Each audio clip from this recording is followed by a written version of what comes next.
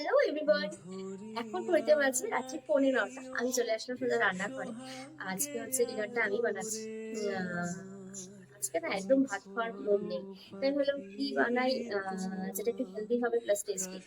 তো আমি এখন বানাতে চলেছি হচ্ছে ওটসের খিচুড়ি। তোমরা সবাই বানাও আশা করি, জানো রেসিপিটা, কিন্তু আমি যেভাবে বানাই সেটা হলো তোমাদের সাথে একটু ছোট্ট করে শেয়ার করি।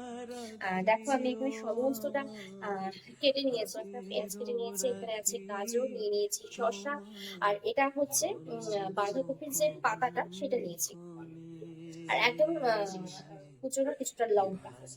হ্যাঁ, আর এখানে একটা লেবু আছে, লেবুটা নিয়েছি, তার কোনো কারণ আছে, পরে বলছি তোমাদেরকে। তো তার ফার্স্টে সবার প্রথম যেটা করবো সেটা হচ্ছে এই পাতাগুলোকে আমি একটু ভাপিয়ে নেবো। ওই মোটামুটি 4-5 মিনিটের মতো একটু ভাপিয়ে নেবো আর কি। জল কিন্তু বেশ মোটামুটি ফুটে গেছে, এবার আমি পাতাগুলোকে দিয়ে দেবো।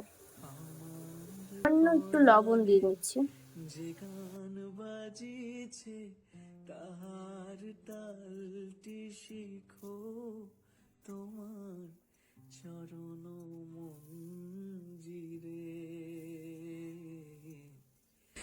ভালোবেসে সখী নিভৃতে যতনে আমার নামটি লিখো, তোমার মনের মন্দিরে